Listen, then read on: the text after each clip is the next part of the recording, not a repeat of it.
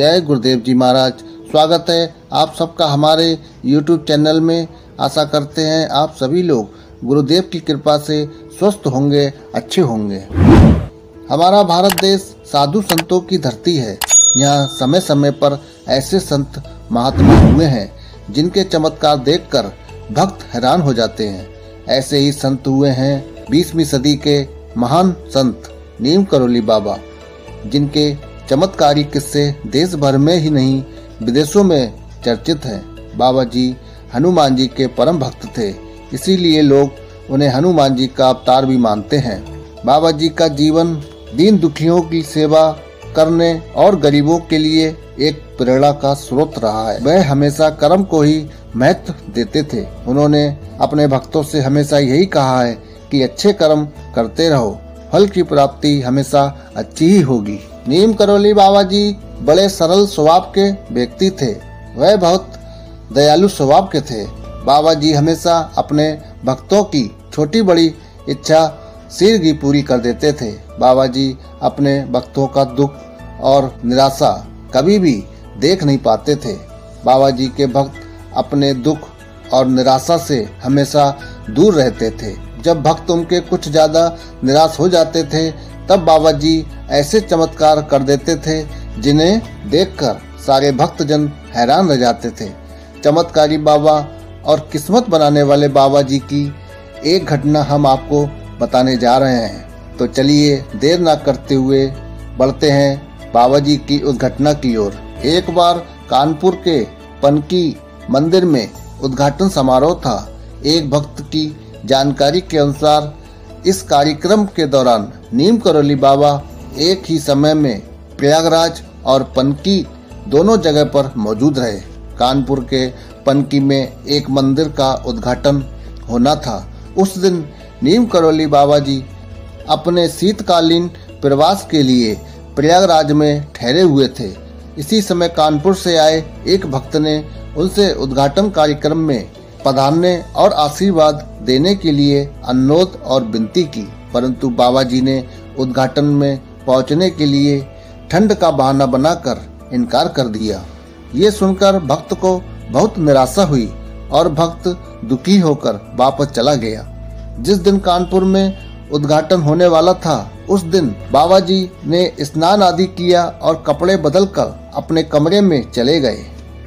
करीब 7 बजे बाबा जी ने अपने भक्त से कहा कि आज हमारी तबीयत अत्यधिक जाड़े के कारण ठीक नहीं है।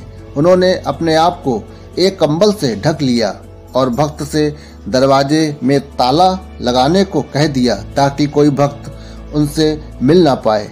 कुछ घंटे गुजर गए। बाहर भक्तों का तांता लग गया। वह बाबा जी के दर्शन के लिए अत्यधिक परेशान और व्याकुल थे। सारे भक्तजन तरह तरह की बात कर रहे थे कि बाबा जी की तबीयत ठीक हुई या नहीं। करीब 12 बजे बाबा जी उसी भक्त से जिससे दरवाजे का ताला लगवाया था वह दरवाजे पर ही खड़ा होकर बाबा जी की राह देख रहा था कि बाबा जी कब उठें और ताला खोलने के लिए कहें। पर बाबा जी ने उससे समय पूछा कि क्या समय हो रहा है। भक्त ने बाबा जी को समय बताया कि 12 बज गया है।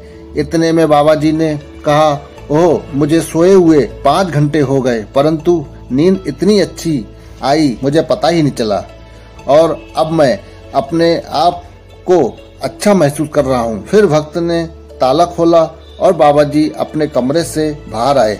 सारे भक्तों ने बाबा जी के दर्शन और उनसे आशीर्वाद लिया।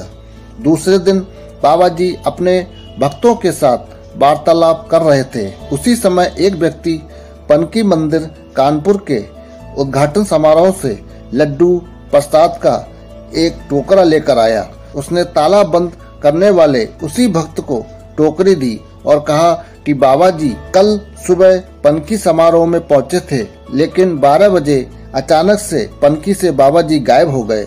हम सब लोगों ने हर जगह उनको ढूंढा पर बाबा जी कहीं नजर नहीं आए।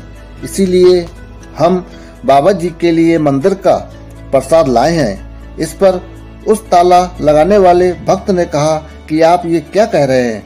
बाबा जी कल अस्वस्थ थे, इस कारण वह यहाँ बिस्तर पर लेटे रहे और हमसे दरवाजे पर ताला लगाने को कह दिया, जिससे भक्तजन उनसे मिल ना सके।